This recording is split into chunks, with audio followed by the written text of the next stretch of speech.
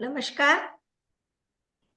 सभी को अंतर्राष्ट्रीय महिला दिवस की बहुत बहुत शुभकामनाएं। आज इस विशेष दिन पर हम एक विशेष साक्षात्कार लेने जा रहे हैं। उसके पहले मैं भारतीय स्त्री शक्ति के बारे में बताना चाहूंगी। भारतीय स्त्री शक्ति की स्थापना भी संयुक्त राष्ट्र संघ द्वारा 1975 से 85 का जो दशक रहा है, उसी की पृष्ठभूमि में 15 मई 1988 को हुई है। संगठन के प्रारंभ से ही स्त्री शक्ति विश्व भर की महिलाओं की शैक्षिक, आर्थिक, सामाजिक, पारिवारिक इन सभी विषयों का अध्ययन करती आई है। साथ ही महिलाएं कौन सा दायित्व निभा रही हैं, उनकी समस्या क्या है, चुनौती कौन सी है, उनकी शक्ति स्थल क्या है, उनकी कमजोरी कहाँ है, इन सभी का अनुमान अपने अध्ययन में लगातार करती आई है। और यही कारण है कि अंतरराष्ट्रीय मुद्दों पर संगठन की महती भूमिका रही है। फिर वह सौंदर्य प्रतियोगिता का विरोध हो, जो कि 90 के दशक में बहुत ज्यादा भारत में भी हुई थी। फिर सरोगेसी कानून बनाने के लिए सरकार को सुझाव देने की बात हो, या फिर G20 में अपनी सशक्त उपस्थिति दर्ज कराने की बात हो, तो भारतीय स्त्री शक्ति ने इन सभी स्तरों पर अपनी बहुत प्रखर भूमिका निभाई है, अच्छी उपस्थिति दर्ज की है। और आज हम इस अंतर्राष्ट्रीय महिला दिवस के उपलक्ष्य में एक विशेष साक्षात्कार लेने जा रहे हैं। हमारे साथ है भारतीय स्त्री शक्ति की राष्ट्रीय उपाध्यक्ष नैना जी सहस्त्रबुद्धे, यथा नाम तथा गुण। नैना जी सहस्त्रबुद्धे उनका जो उपनाम है, उससे ही हम जान सकते हैं कि ये कैसा व्यक्तित्व आज हमारे बीच में उपस्थित है। नैना जी की शिक्षा MA तक हुई है। A banker, student of gender dynamic and activist and social worker, writer, ये सभी खूबियां आपके अंदर विद्यमान हैं। विद्यार्थी जीवन से ही आपको साहित्य, सामाजिक कार्य और लेखन इन सब में रुचि बनी रही है। आप विद्यार्थी परिषद की एक सक्रिय कार्यकर्ता के रूप में कार्य करती रही हैं। 1984 से आप बैंक ऑफ महाराष्ट्र में अपनी सेवा देती रही हैं और हाल ही में डिप्टी जनरल मैनेजर के पद पर कार्य करते हुए आप सेवानिवृत्त हुई हैं। जैसे कि 1988 में भारतीय स्त्री शक्ति की स्थापना हुई, तो 1990 से ही आप भारतीय स्त्री शक्ति से जुड़ी हैं, उसके विभिन्न पद और दायित्वों का निर्वहन करती रही हैं और वर्तमान में हमारी राष्ट्रीय उपाध्यक्ष की पद पर आप कार्यरत हैं। स्त्री शक्ति में जितने भी कह सकते हैं कि प्रकाशन हुए हैं, उन प्रकाशनों में आपकी बहुत बड़ी भूमिका रही है। आपको स्त्री शक्ति में थिंक टैंक कहा जाता है। आपकी एक जो पुस्तक है स्त्री पुरुष समानता पर स्त्री भान, उसको 2019 में महाराष्ट्र सरकार द्वारा 1 लाख रुपए का पुरस्कार प्राप्त हुआ। ऐसे ही आपको लेखन के क्षेत्र में 3 विविध पुरस्कार और भी प्राप्त हो चुके हैं। और आपके द्वारा संपादित की हुई पुस्तकों में 50% आरक्षण और मैं, और इसके साथ ही इंडियन पर्सपेक्टिव ऑन वुमन, ये आपकी प्रमुख पुस्तिकाएं रही हैं। आप सतत अनवरत लेखन कार्य में जुटी रहती हैं।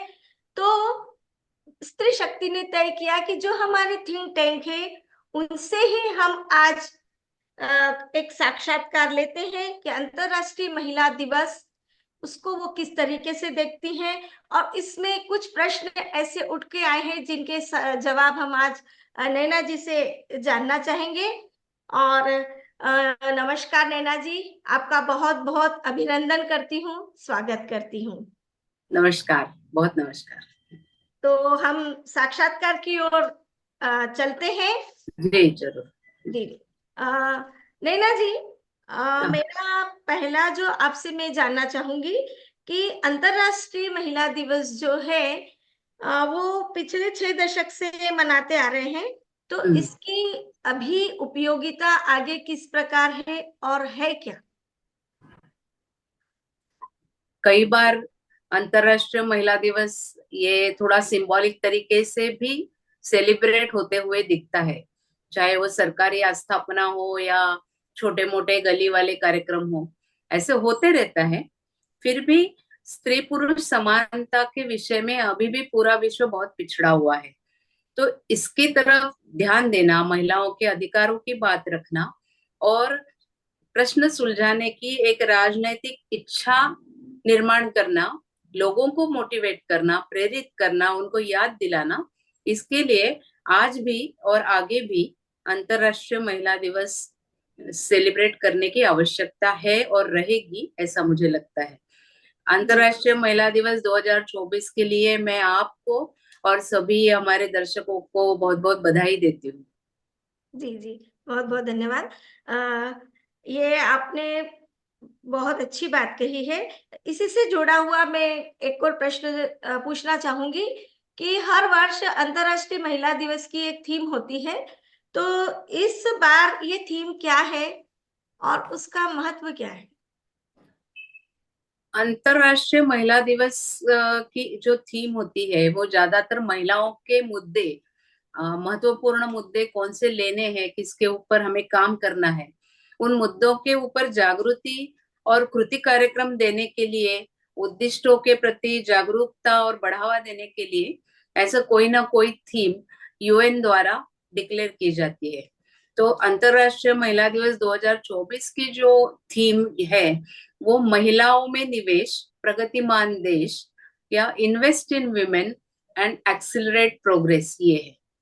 आज पूरे विश्व को पता चला है कि महिलाओं की सहभागिता बिना किसी भी देश का या अ, विश्व की प्रगति हो नहीं सकती है।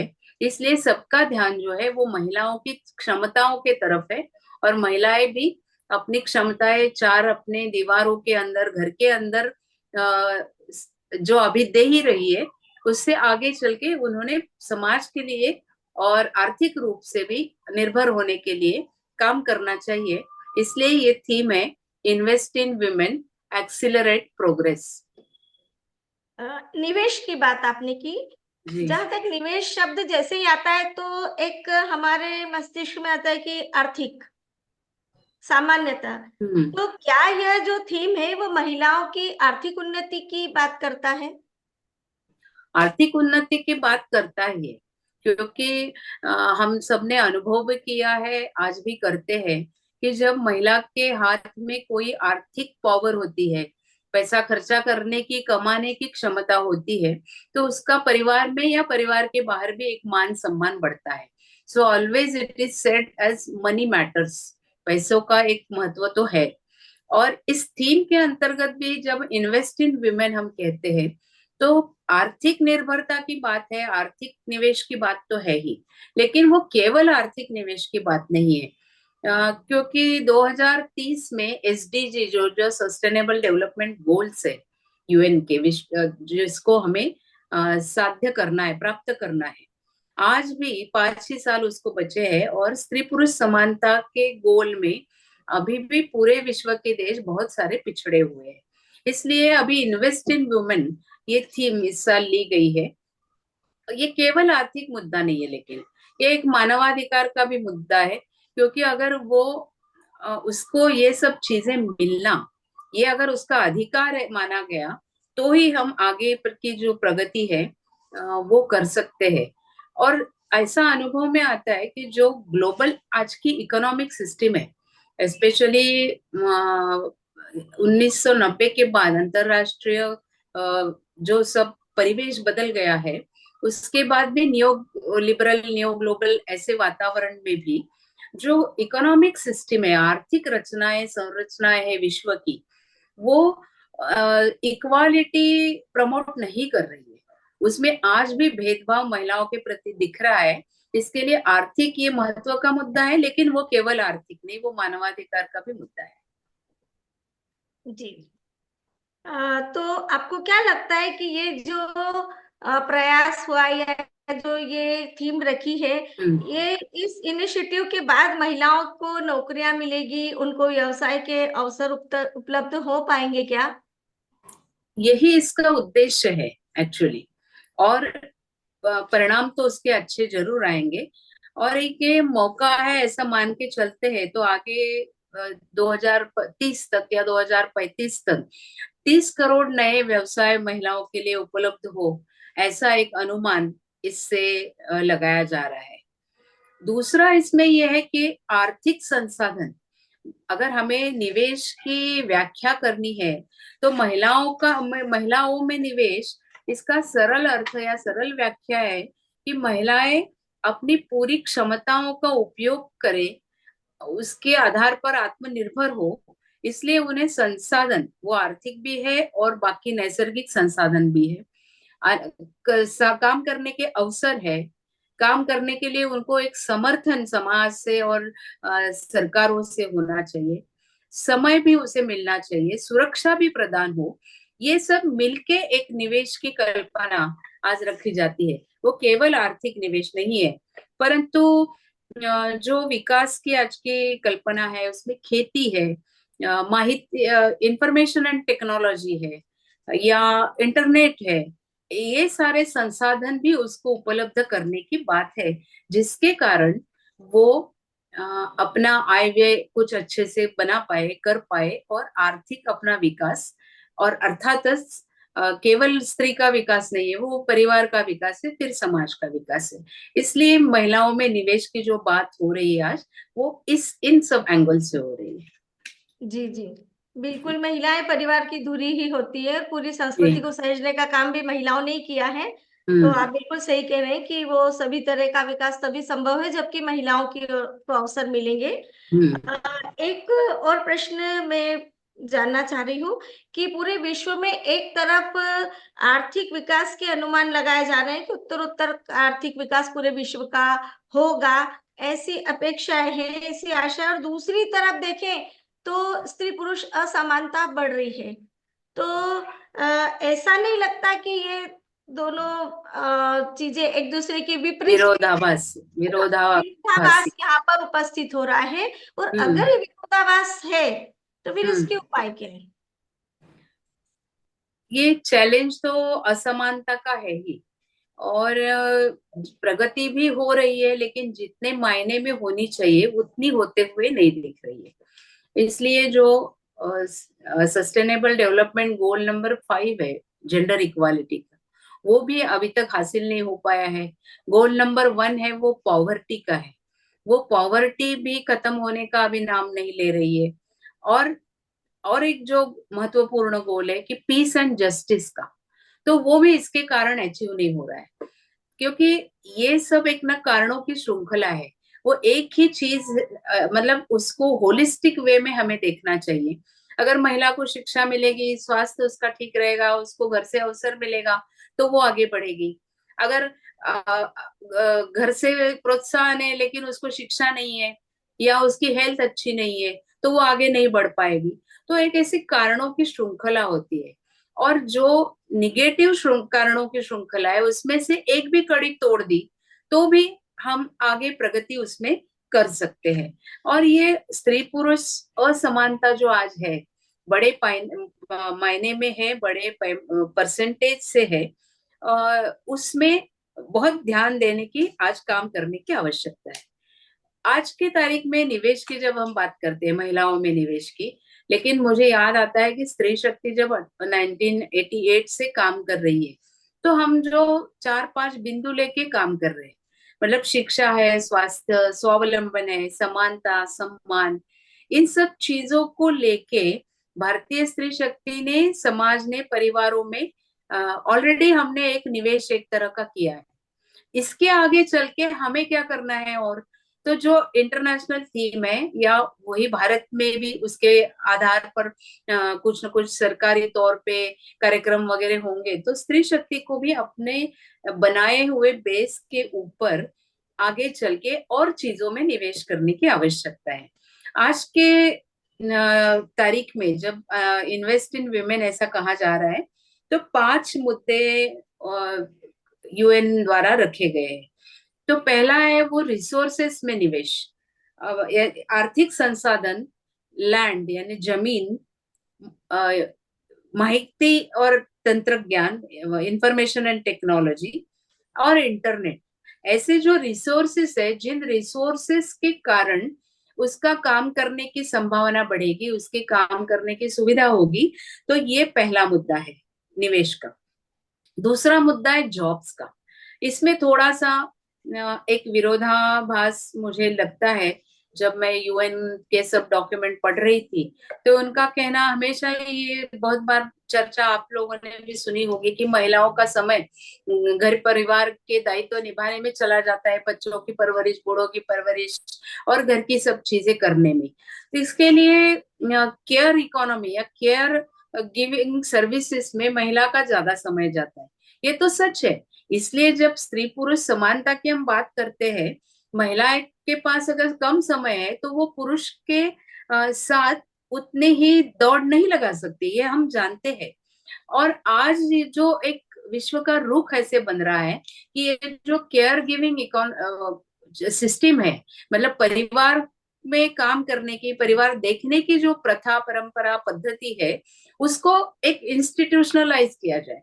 मतलब वो सारी चीजें प्रोफेशनली अवेलेबल हो, तो घर की महिला को समय मिले। ये एक पॉसिबिलिटी है। जब अगर उसको जॉब करना होगा, तो एक शक्यता ये है कि उसको इन कामों में से छुटकारा मिले, चाहे वो किसी से सर्विस ले। ऐसा होने पे दूसरी औरतों को ये केयर इकोनॉमी डेवलप करने की या केयर इकोनॉमी में काम करने की सहूलियत उनको प्राप्त होगी, उनको रोजगार वहां से प्राप्त होगा। लेकिन जब हम कहते हैं कि आज की ग्लोबल इकोनॉमिक सिस्टम ये समानता पूरक नहीं है, और जो रिसोर्सेस है वहां पे, वो बहुत बार powered and controlled by men, ऐसा ऐसे दिखते हैं, मतलब पुरुषों द्वारा उसका एक तरीके से नियंत्रण होता है, और जो अधिकार उसमें है वो भी पुरुषों द्वारा है। तो ऐसे स्थिति में ये केयर गिविंग सिस्टम जो है, जो भारत के संदर्भ में परिवार में चलता है, मतलब केवल मैं मेरे बच्चों की परवरिश कर रही हूँ, तो मेरा ही समय जा रहा है और मैं ही केवल फ्री में काम कर रही हूँ, ऐसा नहीं होता है। परिवार के अन्य सदस्य भी वही काम करते हैं, और उनका भी थोड़ा थोड़ा समय उसमें लग जाता है। और जो एक मानवीय संवेदना के साथ परवरिश होनी चाहिए, वो परवरिश की रचना भारत में परिवार व्यवस्था में उसको समाहित किया गया है।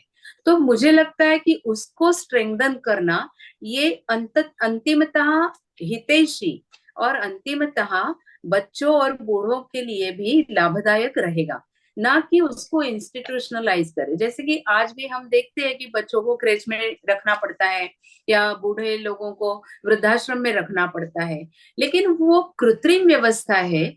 जितना ज्यादा से ज्यादा हम उनको पारिवारिक परिस्थिति में समाहित करें, ना ही केवल उसका बोझ महिलाओं पर डाले।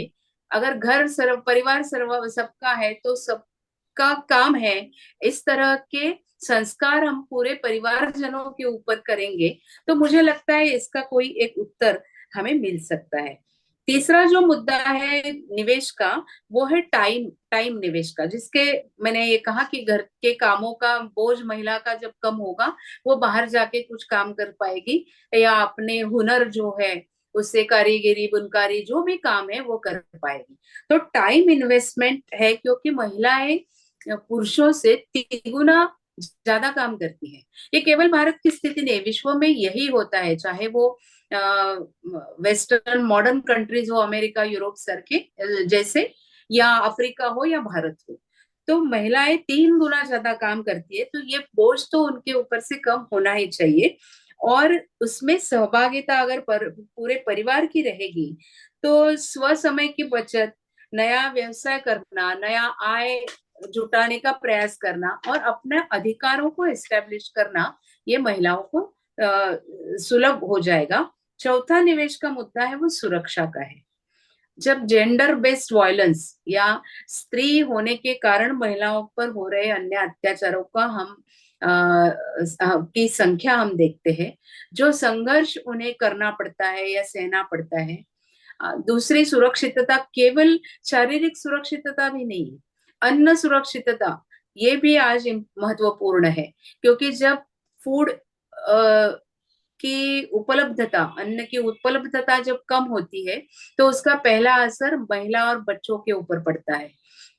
इसके लिए महिलाओं के लिए अन्न सुरक्षितता भी उतनी ही महत्वपूर्ण है, और जो सुरक्षितता है वो उनकी सामाजिक सुरक्षितता, जैसे कि ओल्ड एज पेंशन है, बीमा होना उनका, या स्वास्थ्य में इन्वेस्ट होना उनके, या स्वास्थ्य के कोई स्कीम्स उनके लिए उपलब्ध होना, इसको जो सामाजिक सुरक्षा हम कहते हैं।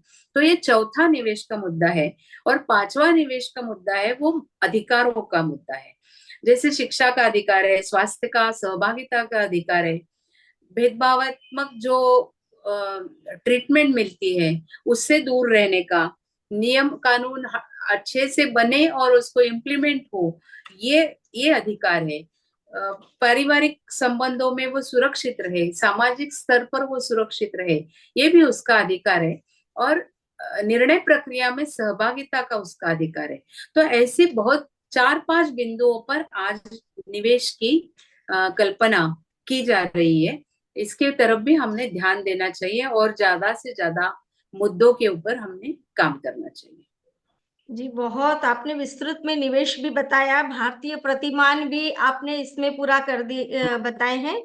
और कुल मिला के भारत में ये व्यवस्था किस तरह से होती है, वो भी आपने पूरा बहुत विस्तृत रूप से बताया है। मुझे लगता है कि भारत में हम एक हमारा स्नेह भी होता है कि घर के काम करना, उसमें एक आत्मिक संतुष्टि मिलती, और वो एक टॉनिक का काम करते हैं। मुझे लगता है भारत में महिलाओं को वो अच्छा लगता है कि बच्चे और परिवार के लिए काम करें। तो वो लेकिन समय मिलेगा तो वो अपने खुद की योग्यता साबित कर पाएगी। बहुत अच्छी बात आपने बताई है। एक थोड़ा सा मैं पीछे जाना चाहूंगी कि 30 साल पहले जो थीम थी अंतर्राष्ट्रीय महिला दिवस की, तो वो क्या वो भी सेम थी? और क्या आने वाले 30 वर्षों के बाद भी इसी तरह की रहेगी? ये इसके पीछे का जो मेरा जानने का जो जिज्ञासा है वो ये है कि हम हर बार थीम बेस्ड काम भी कर रहे हैं, और पूरी थीम के अनुसार अंतर्राष्ट्रीय महिला दिवस के जो मान बिंदु बनते हैं और उद्देश्य बनते हैं उसके अनुसार काम किया जाता है, लेकिन वो परिणामदायी है या नहीं? तो ये मैंने आपको पूछा 30 साल पहले की, अभी की थीम, और 30 साल बाद, तो तीनों में आप क्या अंतर देखती हैं, ये बताइए। फर्क तो होता है, क्योंकि 30 साल पहले की अगर हम बात करेंगे तो महिला कल्याण की बात होती थी। आपको भी होगा कि महिला कल्याण योजना, ऐसी सरकारी भी योजनाएं होती थी, या पंचवार्षिक योजनाएं भारत के संदर्भ में जो भी थी, उसमें महिला कल्याण, कुटुंब कल्याण, ऐसे शब्द होके करते थे। अभी जो है वो जेंडर इक्वालिटी के आधार पर हम हमारी सोच रखते हैं। हम मतलब समाज भी, सरकार भी, और हम संगठन भी, सब लोग इसी तरह के सोच में हैं। और आगे चल के जो चुनौतियां आएगी, वो चुनौतियां भी उनका भी विचार करना चाहिए, क्योंकि ये समय, ये कोई एक स्टैटिक चीज नहीं है ना, वो बहती हुई चीज है। उसमें परिवर्तन आता है और परिवर्तन होते भी रहेगा। आगे चल के जो मुझे महिलाओं के संदर्भ में जो चुनौतियां दिखती है, मतलब पहले जैसे कल्याण की थीम थी, कल्याण की थीम के ऊपर से हम आगे आ गए। अभी अभी हम इक्वालिटी, अधिकारों की बात करते हैं, क्योंकि उस ये सब मांगने की एक हमारी काबिलियत तैयार हो, इसके लिए जो हमारे मन में शिक्षा चाहिए थी, अध्ययन हमारा होना चाहिए था, हमारे अंदर आत्मविश्वास होना जरूरी था। ये सब चीजें पहले जो गत 20, 30, 50 साल जो प्रयास हुए, उससे अभी हमारे पास आ गई है। अभी हम उसके आधार पर और नई चीजें करना चाहते हैं। आज महिलाएं सेना से लेके हर क्षेत्र में जाना चाहती है, जो पहले 30 साल पहले नहीं था। धीरे धीरे बदलाव आते गया। और आज हम जैसे 26 जनवरी की परेड भी देखते हैं, तो बहुत सारे जो वहाँ के ग्रुप्स होते हैं, वो ग्रुप्स का नेतृत्व महिलाएं करती है। अभी G20 भारत में हुआ, और G20 गत 17-18 वर्षों से हो ही रहा है। लेकिन इस साल विमेन लेड डेवलपमेंट की एक बात रखी गई है। तो महिलाओं के नेतृत्व करने की अभी क्षमता तो उनकी आ गई है, और अभी बारी आ गई है तो उन्होंने समाज के लिए और देश के लिए कुछ देने की। भारत के संदर्भ में जब हम कहते हैं कि हमें विकसित भारत होना है या विकसित देश करके उभरना है, 5 ट्रिलियन इकोनॉमी हमें बननी है, तो ये महिला सहभागिता के बिना केवल अशक्य है। महिलाओं की पूरी सहभागिता इसमें होने की आवश्यकता है। लेकिन ये होते समय हमारे पारिवारिक जीवन पे, हमारे व्यक्तिगत जीवन पे, हमारी सोच पे क्या असर इसका हो रहा है, इसकी तरफ भी थोड़ा झांक के ध्यान देने की आवश्यकता है। अगर मैं करियर करने वाली हूँ तो मुझे बच्चा नहीं चाहिए। कुछ महिलाएं ऐसा चॉइस करती है, लेकिन आज भारत में भी ऐसी चीजों की परसेंटेज बढ़ने लगा है। जब ये केवल डेमोग्राफी का मुद्दा नहीं है, लेकिन आज विश्व के अनेक देश जो चाइल्ड बर्थ का परसेंटेज है, उसका परसेंटेज 1% से भी कम उन देशों में है। तो आगे चल के उन देशों के हालात ऐसे बने हैं कि 70-80 वर्ष के ऊपर की जनसंख्या ये ज्यादा है। उनका काम करने के लिए कोई नहीं है, उनके उनकी देखभाल करने के लिए कोई नहीं है। तो थोड़ा बैलेंस व्यू और बैलेंस विचार सबने करना चाहिए, महिलाओं ने भी करना चाहिए। और जैसे मैंने कहा कि 5 ट्रिलियन इकोनॉमी या विकसित भारत की जो कल्पना है उसमें हमने पूरी अपनी सहभागिता करनी चाहिए। और इसलिए महिलाओं में निवेश जब हम करेंगे, अभी और 3-4-5 साल जब और इसमें करेंगे, उसमें लीडरशिप डेवलपमेंट करेंगे, तो मुझे लगता है ये हम हासिल कर पाएंगे। जी, बहुत अच्छा। तो इसका मतलब है कि ये जो थीम रहती है वो काम करती है और उसके जरूर। अनुसार महिलाओं का विकास भी हो रहा है। तो अंतर्राष्ट्रीय महिला दिवस की उपयोगिता भी बहुत ज्यादा है, ऐसा आपके इससे लगा है। और बिल्कुल। भारतीय स्त्री शक्ति जैसा आपने बताया कि जो उपाय असमानता वाले पूछे थे, तो उसमें सारे उपायों पे कुल मिला के भारतीय स्त्री शक्ति के उद्दिष्ट भी वही है, उन पर वो काम भी कर रही हैं। हम्म। अभी जो ये थीम है महिलाओं में निवेश प्रगतिमान देश, इस थीम पे से को आप भारतीय स्त्री शक्ति से कैसे जोड़ती है? भारतीय स्त्री शक्ति के कार्य किस तरह के होंगे कि इससे जुड़ पाए? थोड़ा इस पे प्रकाश डालें। मैंने जैसे कहा कि बेसिक जो व्यक्ति निर्माण और व्यक्ति के ताकत के लिए जरूरी है, वो बिंदु पर भारतीय स्त्री शक्ति स्थापना से काम कर रही है। मतलब जिससे शिक्षा, स्वास्थ्य, स्वावलंबन, समानता, सम्मान, सुरक्षा, इस सब में कर रहे हैं। अभी आगे चल के सुरक्षा के मुद्दे पर हमें और काम करना पड़ेगा, ऐसा मुझे लगता है कि जितनी महिला समर्थ हो रही है उतनी ही जेंडर बेस्ड वायलेंस की संख्या भी आज बढ़ते हुए दिखाई देती है। इस मुद्दे पे हमें काम करना पड़ेगा। दूसरा, कुछ संकल्पनाएं मतलब आवश्यक है, फिर भी गड़बड़ियां भी मन में पैदा करती है। अगर आर्थिक दृष्टया स्वतंत्र हूं मैं, तो मैं किसका सुनूंगी नहीं। इस टाइप की जो गलत फहमियां और गलत तरीके से एक सोच डेवलप होती है, उसके कारण परिवार व्यवस्था अस्वस्थ परिवारों की संख्या आज बहुत बढ़ रही है। व्यावहारिक जो चीजें है कि जैसे 12 घंटे 15 घंटे माँ पिताजी दोनों काम कर रहे हैं, तो बच्चों की परवरिश की चिंता, ये भी एक उसमें जिसमें काम करना चाहिए, ये ये एक मुद्दा है ऐसा लगता है। और जिस केयर इकोनॉमी की बात होती है, वो केयर इकोनॉमी में ज्यादा से ज्यादा महिलाएं काम में जाए, क्योंकि सेवा और वात्सल्य, प्यार, ममता, ये स्त्री का एक स्वभाव है। नैसर्गिक गुण है। ज्यादातर, हाँ, ज्यादातर एक उनका नैसर्गिक स्वभाव, नैसर्गिक प्रवृत्ति है।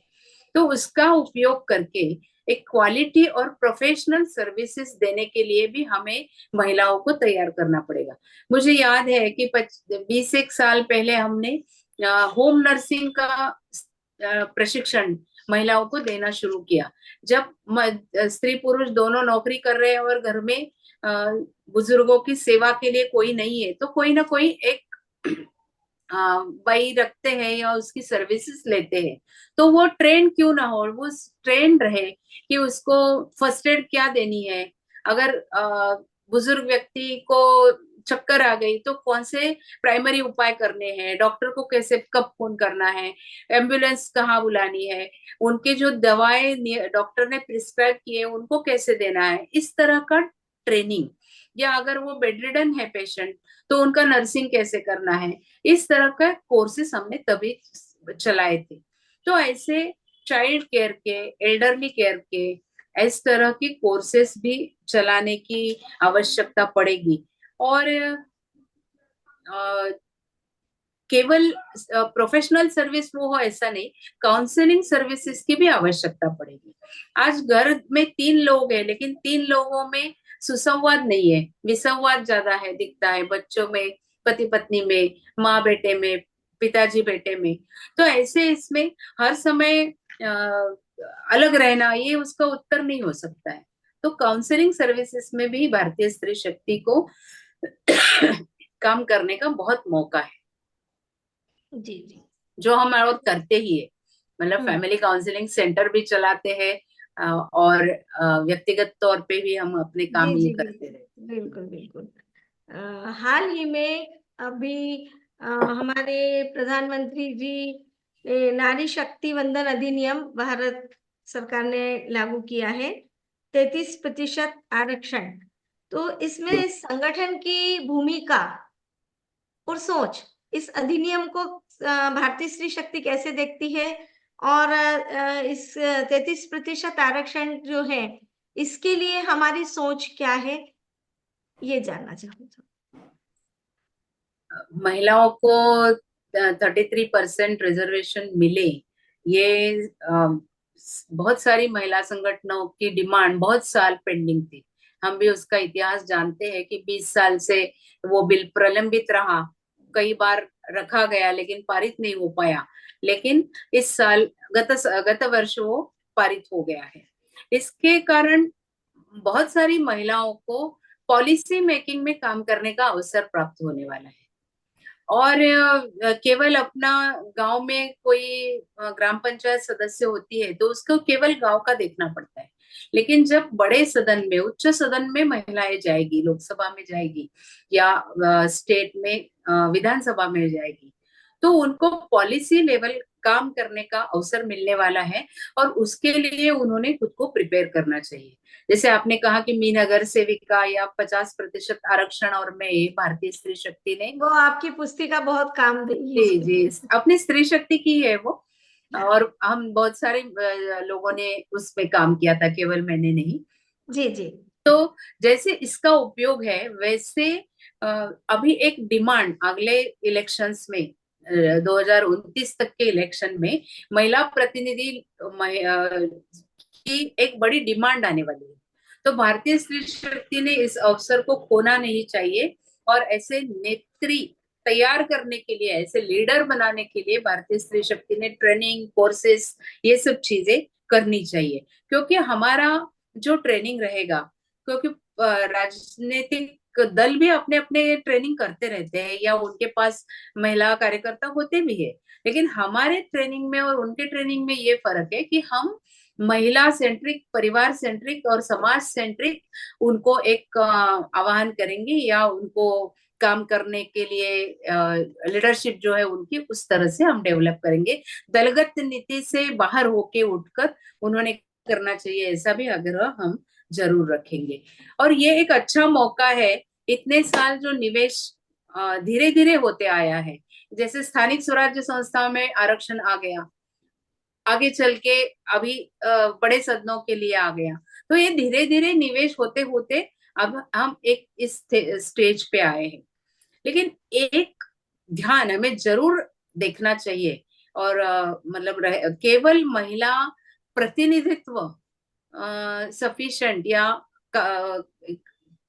ठीक नहीं है, उनका प्रभावी होना भी उतना ही आवश्यक है। जी बिल्कुल बिल्कुल। प्रतिनिधित्व और प्रभावी काम, ये दोनों चीजें जरूरी है। जी जी। तो एक जो यूएन की हमारी थीम है, तो हाँ, उसका हमारे लिए क्या महत्व है? संगठन के लिए। हाँ, हाँ, संगठन की। yes। भारतीय स्त्री शक्ति शुरू से ही हम अंतरराष्ट्रीय मुद्दों तक काम करते हैं। अंतरराष्ट्रीय लेवल पे महिलाओं के प्रति क्या हो रहा है, जैसे कि आज ही फ्रांस ने गर्भपात का जो अधिकार है वो संवैधानिक अधिकार करके आज फ्रांस ने दे दिया है। तो ऐसी सब चीजों पे ध्यान रखना, उसके ऊपर अपना एक अभिमत बनाना, एक एडवोकेसी करना उसकी, और अंतरराष्ट्रीय मुद्दों के ताल्लुक में अपनी रुख रखना, लेकिन अपना भारतीय पर्सपेक्टिव या भारतीय जो सोच है उस सोच के अंदर इन सब चीजों का विचार करना, ये भारतीय स्त्री शक्ति करती है। और ये भारतीय स्त्री शक्ति का इंटरनेशनल चीजों से जो संबंध है वो ऐसा संबंध है। हम केवल वहां से आया वो फॉलो नहीं करते हैं, तो अपनी सोच, अपने विचारधारा, अपनी पर्सपेक्टिव को डाल के उसे हम देखते हैं। जी जी, बिल्कुल। तो बहुत सारे प्रश्न आपने, मतलब कुल मिला के जितनी भी जिज्ञासाएं थी हमारी, उनको आप बिल्कुल शांत करते जा रहे हैं। एक अंतिम प्रश्न और आपसे जानना चाहूंगी कि राष्ट्र निर्माण की हम बात करते हैं, और युवा है, बच्चे हैं, या हर देश का जो भी नागरिक है, वो राष्ट्र पे में संलग्न हो, तो महिलाओं के निवेश को आप राष्ट्र निर्माण के में कैसे देखती हैं? महिलाएं जैसे परिवार की धुरी है वैसे ही देश की भी धुरी महिला है। केवल वो परिवार की धुरी है ऐसा नहीं है ना। और इसलिए महिलाओं में जितना हम निवेश करेंगे, जितनी उनकी लीडरशिप डेवलप करेंगे, जितने अवसर उनको देंगे, उनका कंट्रीब्यूशन राष्ट्र निर्माण में बढ़ता जाएगा। राष्ट्र निर्माण में दो तरीके से देखती हूँ। एक तो परिवार, अच्छे संस्कारित घर परिवार तैयार करना, ये एक प्रकार का राष्ट्र निर्माण है। और दूसरा राष्ट्र निर्माण प्रत्यक्ष आर्थिक सब जो चक्र है उसमें काम करना, पैसे कमाना, और या चार महिलाओं को रोजगार दिलाना, इस तरीके का जो आर्थिक चक्र है उसमें काम करना, वो भी एक राष्ट्र निर्माण का एक पहलू है। तो एक परिवार, सक्षम परिवार, ये पहलू है।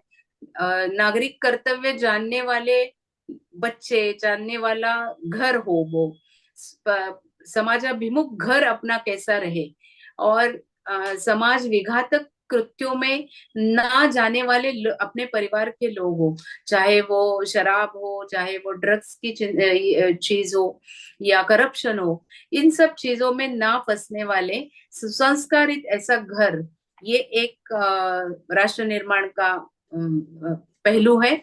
और दूसरा आर्थिक पहलू है। जी, जी। बहुत बढ़िया, ये दोनों ही पक्ष ज़रूरी हैं, और जी हमारे भारतीय प्रतिमान में अगर देखें, भारतीय दृष्टिकोण से, तो ये जो परिवार वाला है, वो उसका पलड़ा भी भारी है। तो आपने जितनी भी हमने यहाँ पे आपसे जिज्ञासाएँ हमारी थी, वो आपने पूरे शांत करने का प्रयास किया, और बहुत कुछ सीखने को मिला। जो सच ही कहते हैं कि थिंक टैंक आपको कहते हैं। आपने बड़े ही सहज सरल तरीके से सारे प्रश्नों के आपने जवाब दिए, और मैं समझती हूँ कि आज के दिन ये जो साक्षात्कार लिया, ये बहुत ही उपयोगी होगा, और सभी महिलाओं के लिए, जो भी ये सुनेंगे, उनको काफी कुछ सीखने को मिलेगा। हमारा भारतीय स्त्री शक्ति का जो दृष्टिकोण है, वो सब जान पाएंगे, हमारे उद्देश्य जान पाएंगे, और हम इस थीम को लेके हम किस तरह से काम करते हैं, ये सब भी जानने के अवसर सबको मिलेगा। आपका बहुत बहुत धन्यवाद। और नमस्कार। नमस्कार। नमस्कार।